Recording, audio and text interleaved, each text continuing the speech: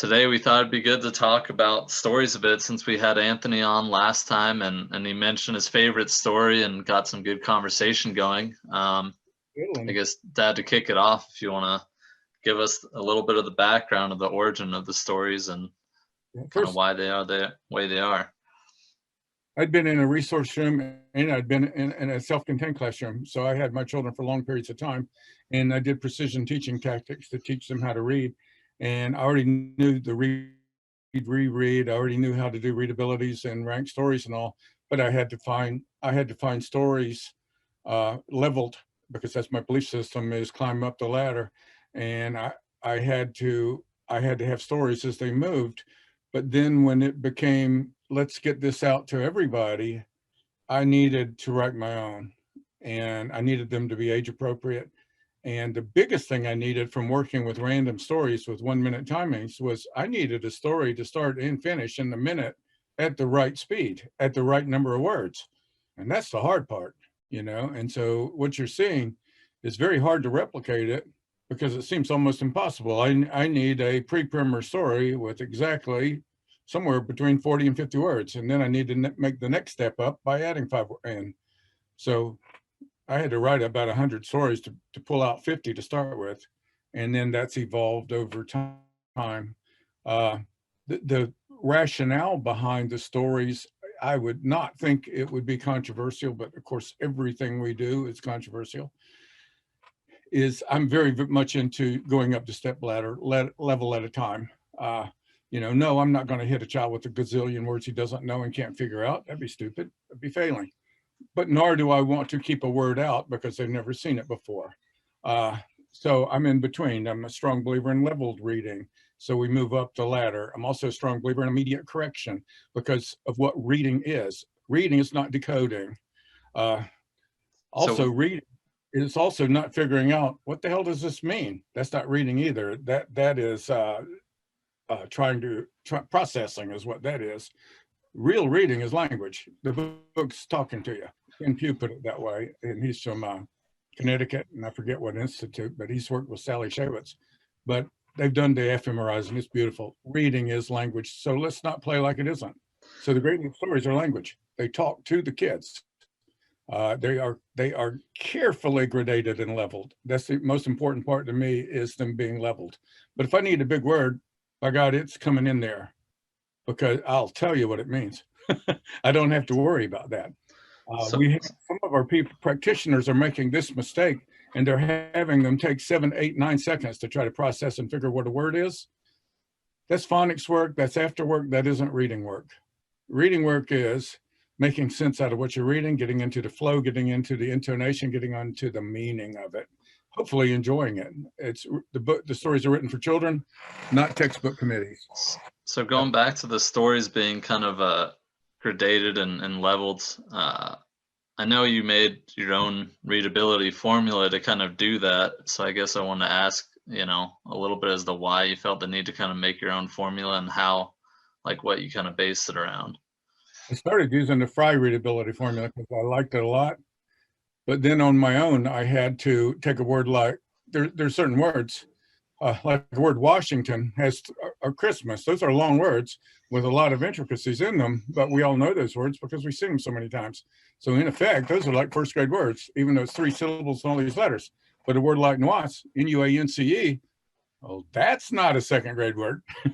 So I had to make my own changes when I was looking at readabilities. But then I started getting too much bounce because I used a bunch of formulas. Space is another one, but I used more than one formula. And I was saying 2 and 3 year. Once we get to third grade stories, there was a bounce of 2 and 3 years, and I want consistency. I want this thing to go up a ladder one step at a time. So I just put my own formula together, and it starts really good from pre-primer to once I hit grade 6 or so. It was pretty good at hitting it with the formula and algorithm.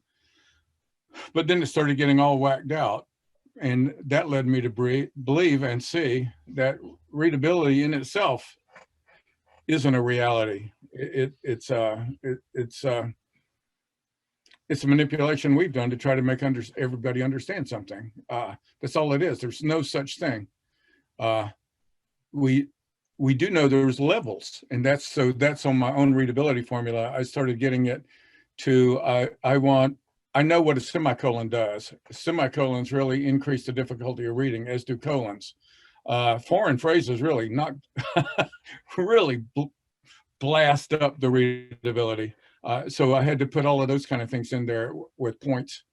And so ended up, I'll share it with anybody who wants it, just ask and make it better. But I don't really want something that'll tell me exactly what grade level something is.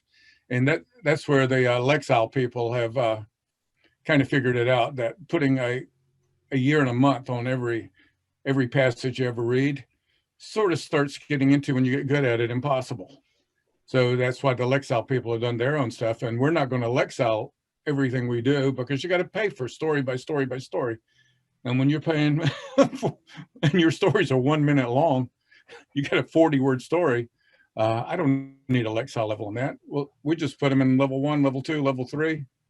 And we used to call them, put the grades in the book, but we found out that did harm for kids, because a kid that had been 0 has worked himself all the way up to 3rd grade. And if he's a 7th grader and now finds out he's a 3rd grade reader, you just slapped him in the face. And here you had a kid that was winning, and schools haven't been honest with their kids. They've not been honest at all. They like to say good job and give people A's who aren't doing a good job. So, What, I know you got one of our favorite stories to read, and then we'll kind of like talk about it, break it down, and ask about what you all's favorite stories are, either in or outside of Great Leaps, and why the kids like it. But this question, I can also answer questions on why I do what I do, because generally there's a method behind the madness. And before I do the story, I'm not going to read one of my earliest stories on Hammer and Hank Aaron, a hero of mine. I saw him when I was 5 years old with my dad. I was a little redhead boy in Jacksonville, Florida, watching. My dad brought me to see 2 black players who integration had just happened in baseball, and 2 black players had just joined the Jacksonville Tars, Juan Pizarro and Hank Aaron. And I was a 5-year-old boy sitting with my Canadian dad and watching these 2 unbelievably great ball players. And here one of them was Hank Aaron, who went on to become, in his autobiography and things, or his biography, it writes about the racism and bigotry he felt while in that stadium with those people. And I was there, and I'm just hoping that Hank saw, hey, there's a little redheaded boy with his dad that just thinks you're nothing but cool. That's where stories come from, by the way. That's where stories come from. Real stories come from there. They don't come from Nat, Cat, Bat, the Rat. That isn't real. It's no fun either. But here's one of my favorites. It's called Round Ball Rice. And then I can tell you where it come from. Okay, let us open the tale of Round Ball Rice, an incredible basketball star. Let us look at his life and where he has been, perhaps how he has gotten this far. He was born deep in the guts of New York City, where the streets are mean and the girls are pretty, where round balls played in every neighborhood, where the level of play is incredibly good. He was born in the middle of a basketball game. His mom called timeout. The paramedics came. They delivered him quickly, then asked her his name. Called a little squirt round ball. If it's all the same, let me get back to my basketball game. If we lost it all now, I'd be the one that they'd blame, and we couldn't have that, now could we? Round Ball Rice was born on the court and has been there ever since. That basketball runs in his blood is more than coincidence. And that's taking a Minnesota legend about a farmer's wife plowing all day, coming in for lunch, having a baby, and going back out to plow. So I take a tall tale of the Midwest and take it right to the streets, where when you're walking to New York City and you're watching these guys playing just on a neighborhood court, and they're good, they're real good. And so that's my traveling to New York some, my knowing tall tales, and maybe doing a legend on tall tales like Pecos Bill. And I just noticed, and I've also written a story for John Henry, but we don't have that many African-American good tall tales, and we don't have too many good tall tales of the city now. Well, why don't we? Tall tales are fun. And see where you can do in your lesson here. You can talk about tall tales, Johnny Appleseed, Paul Bunyan, Pecos Bill, Round Ball Rice, and have a lot of fun. But this is written for kids. especially middle school kids and high school kids. Yeah, I wanted to see with you all having worked with Great Leaps, have you noticed any stories that your students tended to like gravitate towards or enjoy in particular? Lisa? I asked all of my students to give a favorite Great Leap story in October. And I think I had 19 or so kids on that video. And from ages 6 to, at that point, 18. Every single one of them, this was not contrived at all, came up with a different story. Every single one. So my kids, it depends upon the kid. I guarantee I could still go back and ask my new kids what their favorite stories are and hardly have a repeat.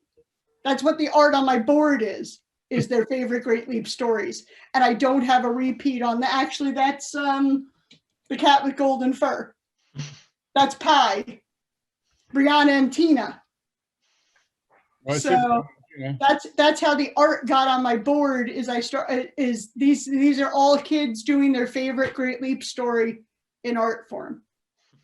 That's awesome. Lisa, I would add to that. I think that's one of the things about the Great Leap story. You know, you have your Captain Underpants kids and you have your Magic Treehouse kids that have those kind of favorite series things. It's not a series. No. There's something for every flavor. So many different parts of life that you can get everybody with it. Yeah. As a classroom teacher, don't we have to? Yeah. You know, and I can imagine we've got enough diversity in Florida, you know, it makes us pretty used to teaching diverse kids. But man, New York, what we start watching there, it gets even more fun. Notice it's fun. Diversity when you're having fun in your team is fun. It's not contrary at all. And kids are just neat. I think that's a part of why I've been successful there is I like kids. I understand kids. I've been around a lot of kids. We were around tough ones, we were around some real tough ones.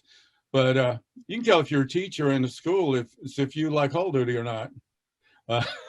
You know, some of us extroverts, before school and after school, some of our favorite times, you know, you get to know the whole school. But some of the non-teachers like to sit at their desks. I don't think Dan, did you ever see me sit at my desk, like ever? Did anybody ever sit at my desk, except when they're doing timings?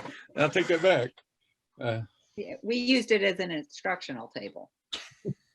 And when I had my own classroom, they gave me a desk, but it was in the back of the room behind a low bookcase, and I used it for storage. And my phone sat there, but yeah. Yeah, classrooms are alive, stories are alive, and I think, you know, some of the things, early controversies I got into. Does anybody else have a favorite story before I? Just had her hand up, I think. Yeah, I asked Adrian today what her favorite story was. I also asked her what her least favorite story was. Yeah, we'll cover the least favorites later. Yeah. She said her favorite story was My Family, because she thought the dog was hilarious and it was fun for her to say because of all the rhymes. She had a lot of fun just actually reading it out loud. You know, that was one of the stories that got banned. You know, I don't like to get into controversies and all, but it was banned by, of course, people with far more degrees than anyone here will ever have or want. But they thought I was being very unfair to people with Alzheimer's, because I'm talking about my grandma cooks everything till she gets distracted and everything burnt. And that is my grandma, like I told the Minnesota people, my grandma didn't have Alzheimer's. She's a genius. She went to Juilliard. She would be listening to opera or reading poetry and forget she's cooking. That's my grandma and why she's weird. And I love her and she's weird. And that was Cecil Mercer's favorite story, by the way, is that one, my family being weird. And for someone to pick up negativity there is crazy, you know, because our families, that makes kids a lot more comfortable, the kids that haven't been abused, you know, weird things. And boy, does that open up. And you're not, as teachers, just got for anybody listening, especially this group's all right with this, but young teachers need to know you don't intrude into private lives unnecessarily. You know, what's necessarily when I think kids been abused, but I don't want to know the little family secrets and all that. So when you're talking about, hey, tell me some of the weird things about your family, I'm being very careful not to pry. I don't want to pry. I don't want to gossip. I don't want to hear the bad stuff. And I know how to nip that in the bud. You got to nip that in the bud. That's not our job, is to sneak into those homes unless you seriously have issues of abuse and neglect going on.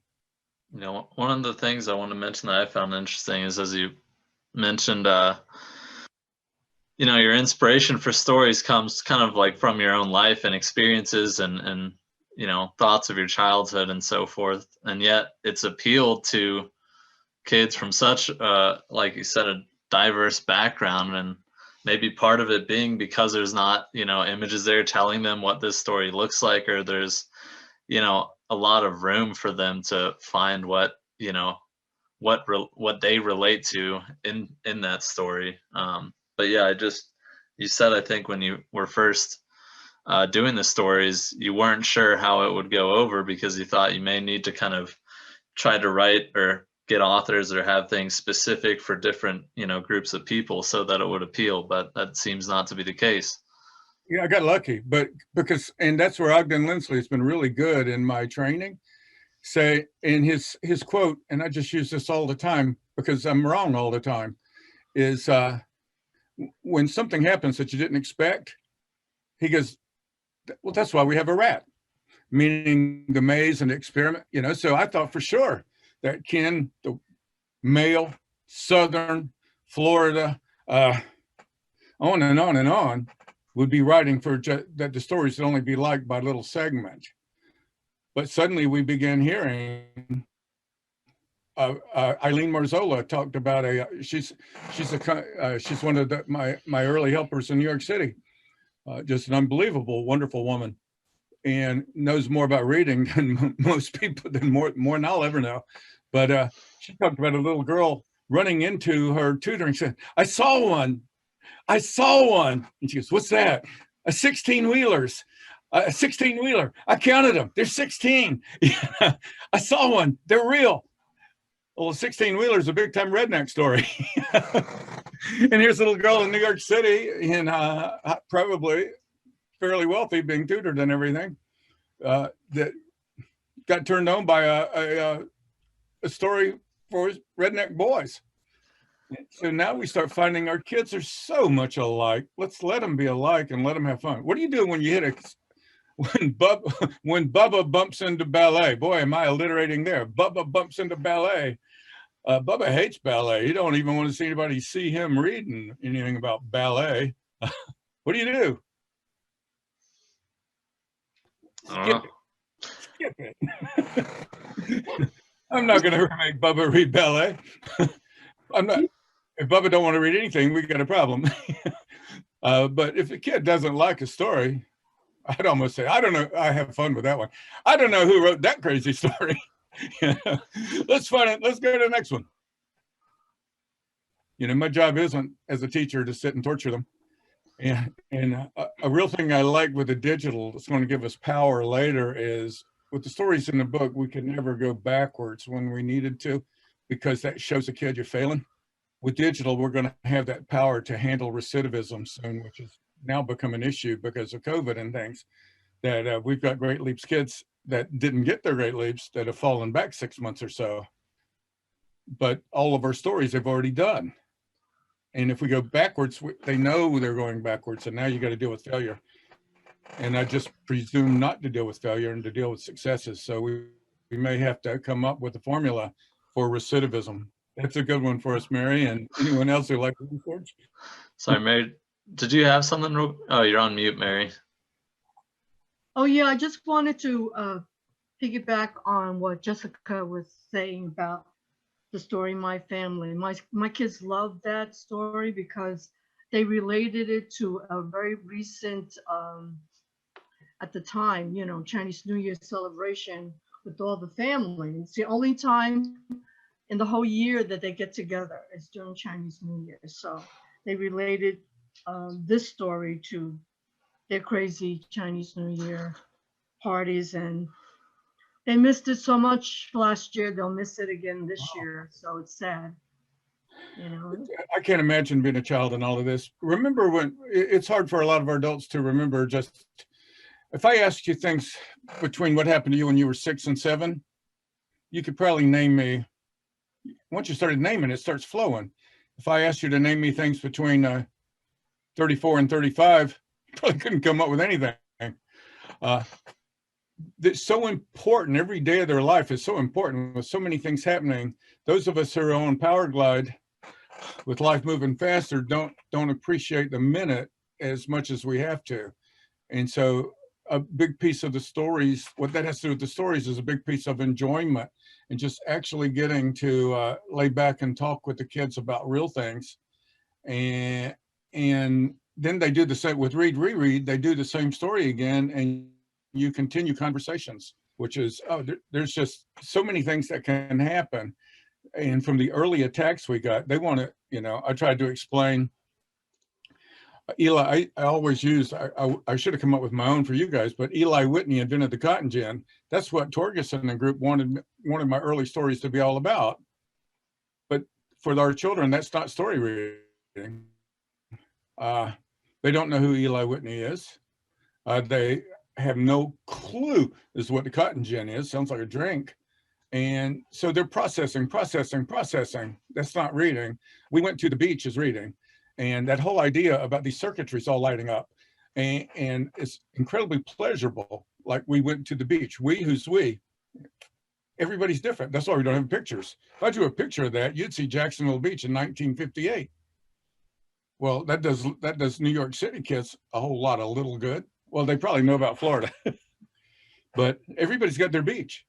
And that's what, when a kid reads, that's what I want it to be, talking to them a lot. I want it to be themes that they know. And if they don't know a word, Kim Pugh tells us again, we're allowed to throw every 80 or 90 words. We can throw a dinger at them if we want to or need to. Keeps the art rolling. And there's people that are so much into these decodable readers. It's like coincidence, right? In the round ball rice story. The word coincidence. Unanimous. We just need those. We need words like that sometimes. Yeah. Lisa, do you? Yeah, I just had, it's funny you should mention that. I just had a student this morning who made it through gigantic and gargantuan for the first time. She was struggling with it and she nailed it. I gave a whoop and cheer, and she didn't get the leap. It didn't matter. She didn't get the leap. She got those two words correctly, said gigantic instead of gigantic. Yeah. I remember that So with you didn't Linda as well. I didn't have this humongous lesson on hard G and soft G. You know, and I'm not a detail person, and it just shows up. And I tend to clash with, especially in reading, on the people who are incredible detail people that have 110,000 rules for reading. And man, I've got something about me that's never liked rules. And so I'm the wrong guy to go to on a whole bunch of rules. I want to teach them reading. I want to jump in. I want to swim. You know, I want to play tennis. I don't want to read the tennis book anymore. I want to get out on the court and play. Now come back and coach me, you know. And you'll see a whole ton of that in Great Leaps. It's very intuitive. And it's presently, there's people out there who believes this is just nothing but a read, reread strategy, and that's it. And they're missing the boat. I put a lot of work into this. And I got a lot of great professors and great teachers behind me in this. I just didn't sit down and write. Well, I did sit down and write a lot of it, but that's its own story of being in a hospital room with my dad, you know, and reliving my past. And see, the emotionality and reality, I hope, matters as our children read. And when you read, I call them contrived. I can't stand them. These decodable books that don't sound like people talking. There's no emotion in them. There's nothing real in them. There's very little fun in them. They're contrived. They're so, only guy I can know that can write halfway decently decodables, Dr. Seuss. And man, he nailed it, you know, but how much I can't blab such blibber blubber. My mouth isn't made of rubber. I love this guy, you know, he knows how to do it. But most of what I read is not language flow. And if reading is language and our decodable stories aren't real language, what are we doing? Yes, they can figure it out. How much joy, my kids figure it out too. How much joy is it in decoding a word rather than what Lisa just talked about, getting a word that you just didn't decode? You got the skills, you know, you've got the skills. You could probably decode it, would get it all wrong because it ended up, you know, unless you can go crazy on hard G, soft G, jargon, gargantuan. But those little lessons are fun and they're immediate. The brain doesn't need 10-minute lessons when we can do them in 3 seconds. Give the brain some credit. It's powerful. If it doesn't get it, if you're not getting somewhere, lesson time, you intervene. That's how diagnostic teaching, that's what diagnostic teaching is all about. Diagnose, intervene, see what you get. If you don't get it, do something else. Move, keep the scores going up. But if your scores are going up and they're getting faster, they're getting better, and they're laughing and they're getting it, you're winning. I've met too many kids now that have been in these expensive programs, paying lots of money for far too long and haven't moved in their reading. They're probably acing the hell out of their tools, one part of reading. But Lisa, you just got Dibble's results on kids where they just cranked out the phonics. They killed the phonics, and nobody's calling Great Leaps a phonics program. But this little girl, dyslexic, I think this little girl you showed me, dyslexic, just destroyed phonics. I mean, destroyed it with our little 1-minute lessons. And isn't that our objective, is to get better and better at this, to get better at reading, and instead of making it more and more of a complex science, make reading more and more of a success thing to get kids where finally they, oh, there's Devontae when he decides to sit in the back of the car instead of going into the Walmart or whatever, so he can read the new book he got from the book fair on astronomy. Success, that's generalization. Lisa, do you want to jump in there? I saw you. You're good. I want to ask real quick, because Jess had mentioned her student told her about a story she didn't like, about there's always going to be, not every student's going to like every story. And as you said, if they really don't like it, you can skip it and it probably won't be too big of a jump unless you're probably in one of the chapters stories. But Jess, I'm curious, which one was that? And then She hated the itch. the itch. It grossed her out. Every time she read about the rash, she literally like shuddered. She was like, ugh. I was like, we can just, I got a bad. That's like, it was like the third try. And I was like, you know what? We don't have to do this one tomorrow. I had to go to the doctor because of a dermatitis itch, and it's like yawning in church. You're gonna have some fun. Yeah, she was like, it makes me. Yeah, it makes you yawn in church sometime and then do a behavior count. That's always fun when you're bored. And Going back to what you were just saying about the phonics and stuff, my Adwin, the girl that I tutor, her dad just sent me her AIP, I think is what they called it. She tested out of both phonics and high frequency words. And she's been doing this with me for 10 months now. So it was really cool to see that. And Awesome. she was a girl in quite a lot of trouble, reading trouble. And we need to feel really good about this, is she was a girl that would never have gotten a tutor, or would have never, her school hasn't going to do it. So Jess, you basically saved her life. And as in her potential, she can now be more of who she really is than the route that our formal system was going to send her by. And we have to make moves on this, and I don't know how. Maybe Colin or one of you guys will help in those answers, because I'm better at relating to kids and putting together things that work, rather than getting into these masses of kids who cannot read, and we're not bothering to take the time to teach them. Lisa, Yeah. sorry.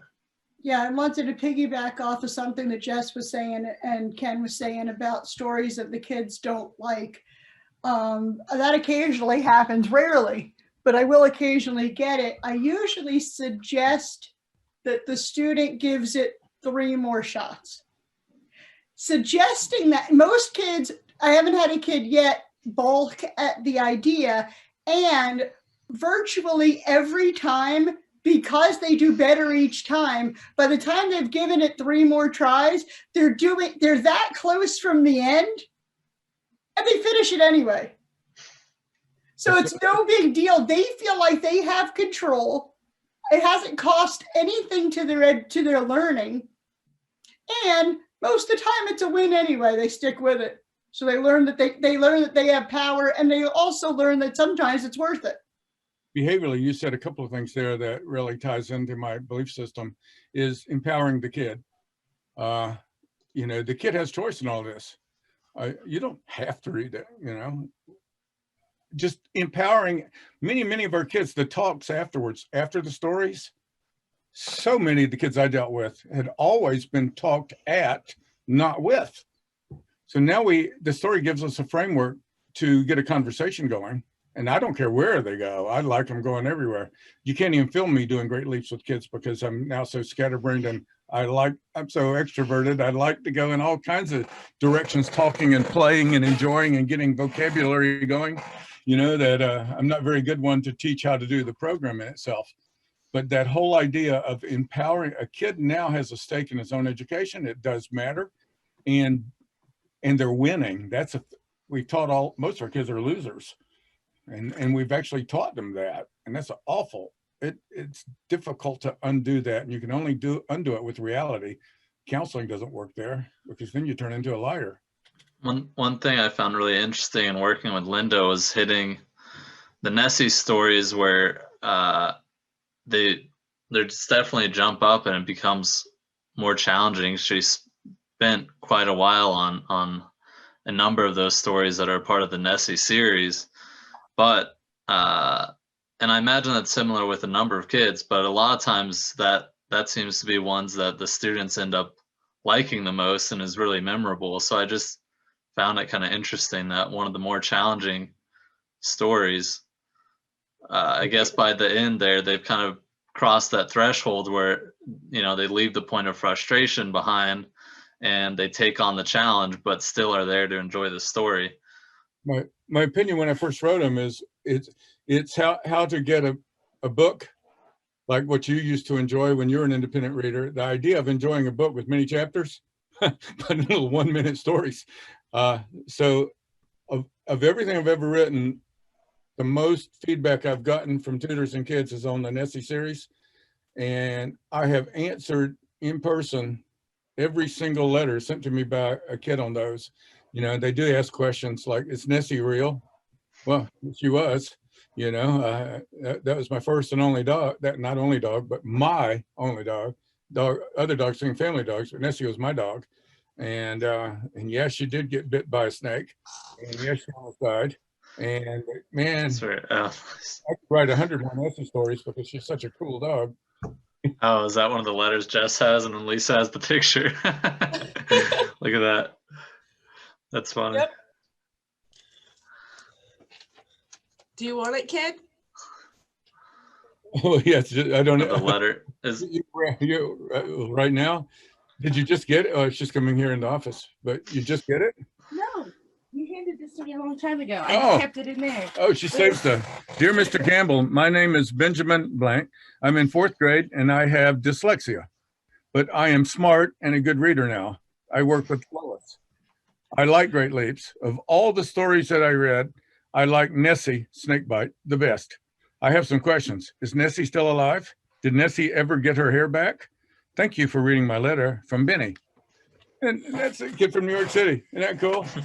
It all goes back to me, and I've sent, I think I put on the web some pictures. There aren't a whole lot of real pictures of Nessie, but I've found a couple of pictures. But that's the story that's resonated the most. The story I don't like the least is one where I got to start real early, and it's not a story yet, you know. So, and it also got me in trouble. You know, boy, what people do with stories. You know, somebody wanted, you know, I had a black cat with a bad dad. Well, it's talking about cats. It ain't talking about people. Come on, you know. The only reason I'm working with B's and D's. Do you understand B's and D's and short A's? You know, man, I even try to be good with you phonics people, and it gets me in trouble. You know, and don't think I like white cats. I don't like any cats. You know, trust a cat. You cannot do that. I wrote that poem. You know, but trouble, trouble, trouble. Come on, these are kids. Let's let them have a kid world. Let's let me have my kid world too. You know, if they so censor us, we can't say anything, then we don't say anything. And that's a real problem with the world in which we're getting to. If you don't like my story, John Henry, why? Our 1, 2, 3 monkeys after me. I'm just naming these stories. It all got censored. My grandmother, it's one of my favorite stories. It has to do with the John Henry thing because I like the theme of a man beating a machine, but the line that got it censored is his face shined black with sweat. Please tell me what's wrong with that. If you got a damn sledgehammer and you're trying to beat a machine and it's hot outside, what is your face going to do? Our adults cannot be allowed to wrongfully intrude on the ethos of our stories and make adult assumptions about what we're doing and where we're going, or else I have this huge fear, and I don't know that every one of my stories is going to get censored because of pronouns and use of terms like mother, father, grandmother, aunt, uncle. Are we going there? Well, that's I think another conversation for another time. It is definitely a piece that's concerning, especially for your creative writing kind of background and passion. But since we're at like kind of 40 minutes here, I want to just open it up if there are any general questions or notes about the stories, or Anthony, it looks like you unmuted there. Yeah, I just got on because I had an AP meeting, but I wanted to, I thought we'd be like celebrating the stories. I was like writing down all my favorite ones to read aloud. Go ahead. So many great ones. I love reading these stories aloud. And it's such a great, I mean, like I come from an acting background, so I get to really, I just go with it. Fun for us. They take me places. And it's such a great, and I think it's such a great model for the kids that what you can do when you're reading a story. Like Anthony, I need to take you to the deep stuff. I just got to twiddling with a kid, and twiddling is always like, oh my God, it's my favorite story. Oh, I can't believe it. And then they read it, and they're like, what is this about? And I'm like, I'm doing them in. And then like when they get farther into it, doing the mom's voice and the kid's voice. And I'd say Candy Bears is really a joy too. For something that's like early in the program, it's got such a cute joke for the kids. You get to know some of the kids get it right away. Some of the kids, you lead them to it. Read one, Anthony. A Kentucky boy sent me off on that when I heard him say candy bar. And he was saying, my dad's a fireman. But like I Can Fight a Bear and Stop Danger, I think they're great. Like you can just put a kid on edge, like, I'm not going in there. What is behind there? They're great. They're wonderful. And the kids start, picking it up and doing it too. And they generalize it. They're wonderful. What you're talking about in intonation is, I read Round Ball Rice to the group, but intonation helps so much. For the elementary especially, I bet you 40% of it is written in rhythm, so kids can get. I never tell the kids to read faster. I'm like, put the melody in your voice. The melody focuses you. It gives you, it's like walking down a hill. You're going faster than you realize you're going. You get to the bottom, you don't even realize it. So putting the melody in their voice, especially with the phrases, it helps them immensely. Well, similarly, we had to tell them, slow down so you'll speed up. And they go, no way. And I said, oh, yes, way. And the speed up is really, with all your go backs and your hurries, you really read 180 words. You just only got 35 on our list. But if you slow down, you'll see your score go up. Yeah, you catch the rhythm. What I really started doing was like, we're working on bringing the accuracy and the speed together into one powerful ball of reading. And that has really helped especially the boys, to kind of like, really focus and get that. So it's really that balance between accuracy, reading what's on the page and only what's on the page, and along with that forward momentum. The momentum, a lot of our teachers want to break the momentum with corrections. and lessons right in the middle as the story's happening, and you just lost the whole flow.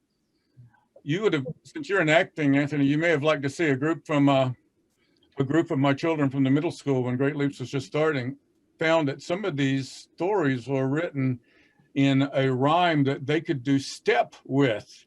Oh, no And so kidding. actually on a talent show, we had African-American stories doing, I don't even know if Go Clock Go is still there anymore, but Go Clock Go, move some more, Go Clock Go, move some more. I can't wait to hit the do, I can't wait to hit the door. It rhymes both ways. Go Clock Go, move some more. I can't wait to hit the door. I think the things had to go because he wants to get into his room and make his boombox boom, and they don't have boomboxes anymore.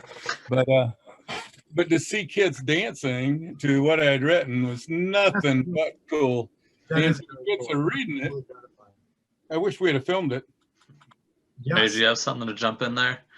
Yeah, you know, I wanted to talk about a student and a para that I had to go and talk to the para. She was having a problem with the student reading the stories. And I said, well, what is the problem?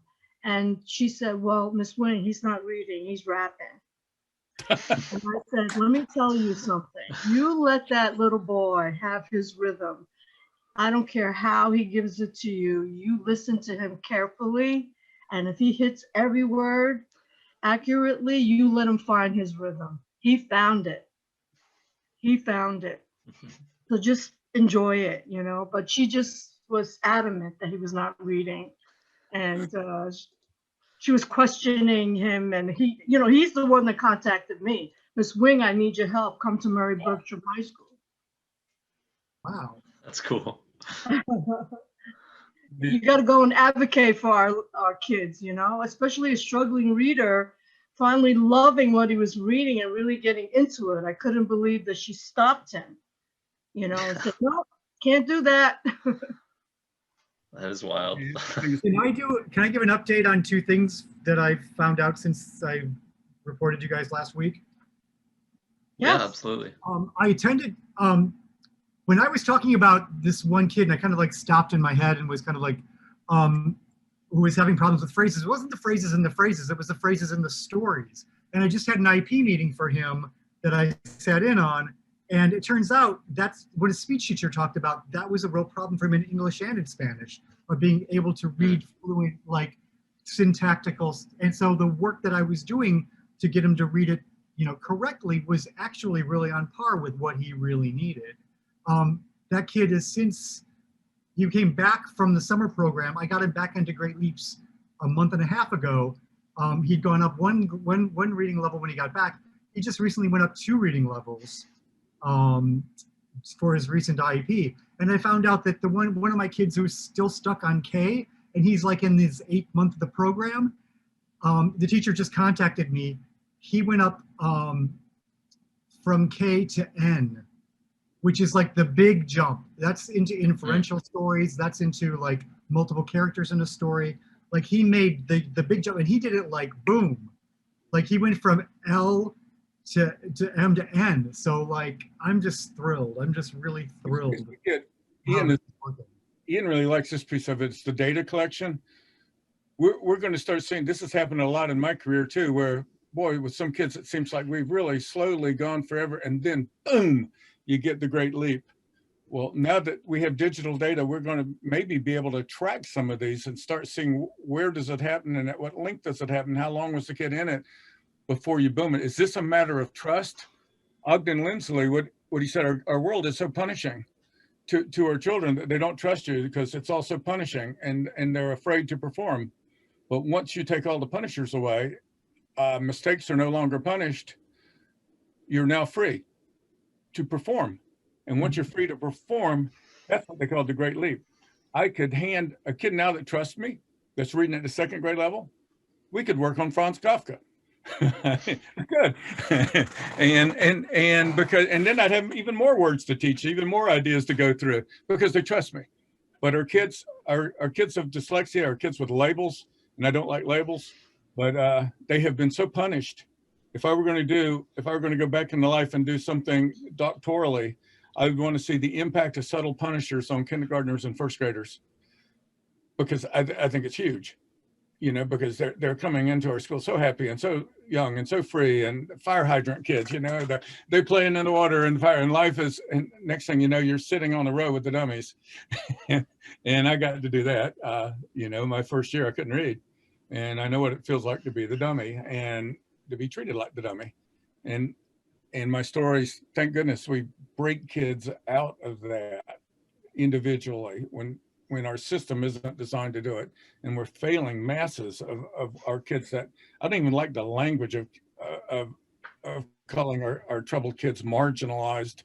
You know, I guess if I'm doing the marginalization, okay, but don't put stuff on kids.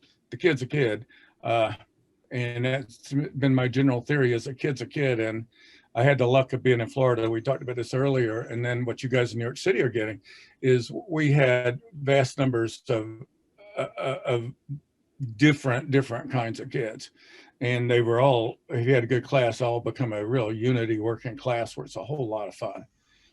And you know, and so I don't like labels for kids. I need to, if my kid can't read and take part, he can be my timer. And I mean, I'm going to get, I had to have lookouts in my room because we were supposed to follow these stupid curriculums that I didn't teach anybody anything. And so I had a lookout, and we had something called Red Alert. And so my biggest antisocial kid in the whole world loved that job. Red Alert. So everybody gets their facial text out. Mr. Campbell, does conflagration kind of mean like there's a fire coming on? Man, you got it, Lorenzo. And they nod like, what a great job, Mr. Campbell. All right, let's go back to talking about Loch Ness Monster. Well, we're kind of towards the end here, so I wanted to swap and get to our stupid trivia question, adding that extra hint. Anthony sent in today the best guess we've seen. That was. But do you want to I guess give the riddle again and the first hint here? You can't wear this mistake in Vienna. And you know, this is I can't even sew. And yet and this is something I can't wear either, but I've done it. And we've pretty much all done it at some point. That's the other piece.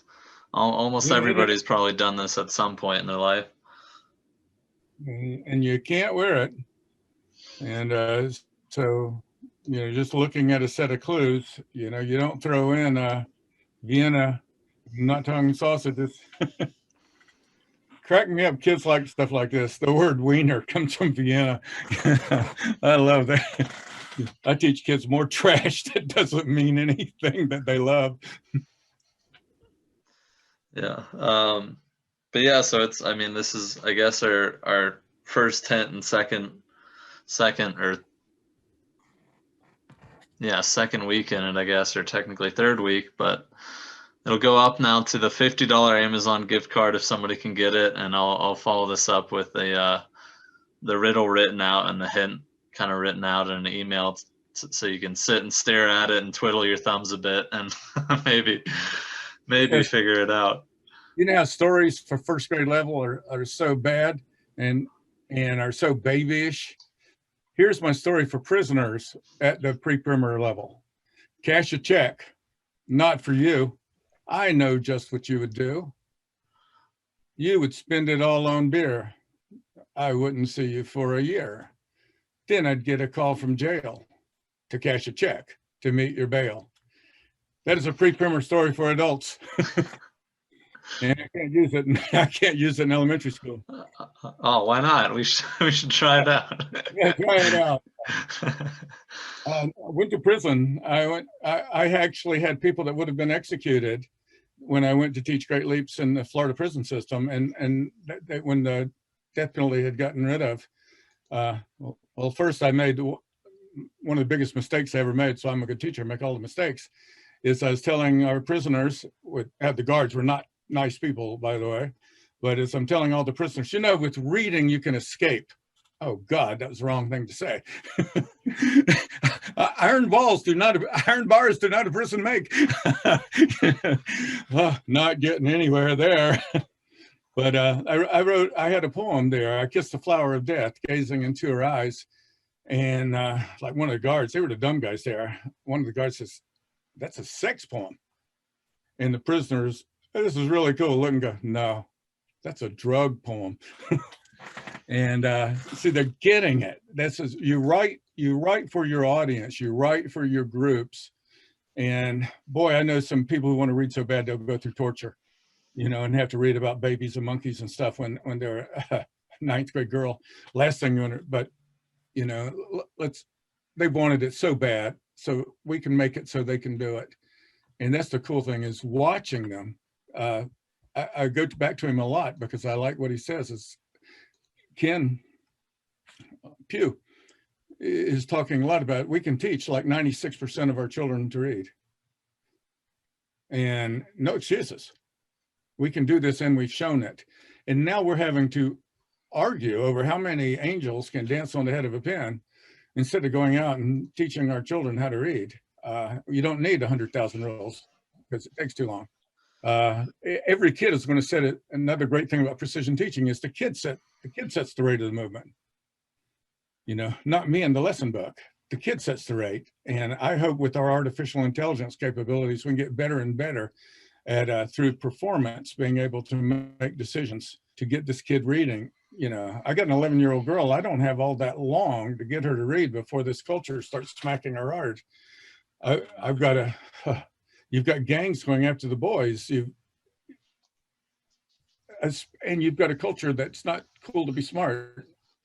So we have a lot of things to tackle as we get our kids joyfully reading and succeeding. And it doesn't matter if it doesn't generalize. It just flat doesn't. So, and that's where I was talking to Colin earlier. When I saw Colin with his first book, real book, sitting on the, laying on the sofa, relaxed and reading it. And it wasn't, you have to read for 15 minutes. You're reading because you're reading. Bingo, win. Yeah. And yeah, with that, I mean, we're kind of towards the end of our time here, but I want to give a heads up to you all, since y'all show up pretty consistently. I did put out in our email a short little 5-question form, just where you could write in any ideas of topics or people we could talk to for these, or also, any blog posts or articles that might be helpful for either teachers or yourself, that my dad could write on. But we really want your insight, and especially as we're kind of setting our priorities and wanting to put out things that are useful to everybody, in this upcoming year, we'd really love to have y'all's input there. So it should be in an email if you're on our kind of big email list. And yeah, as usual, thank you all for coming, participating, sharing your favorite stories, least favorite stories. It's, I think, a pretty fun day. March 6th, Saturday, it's Everyone Reading. I think I'm on from 3:30 to 4:30. I worry that I'm going to be talking to a blank screen and people are watching and I can't see them, and I'm a teacher. I don't talk to blank screens in my life. I work and talk with people. So it's going to be a very interesting thing. I may end up just explaining, I've worked very hard on this, but it's talking about word and world knowledge again is, what good is figuring out what a word is if you don't know what it means? I can sit right there so you can talk to me and not the screen. Sit in the room, yeah. They'll wonder what's going on. I like cracking jokes and stuff. Cool. All right. Well, happy Friday, everyone. Happy weekend. Thanks for joining us. And yeah, hope to see y'all next time.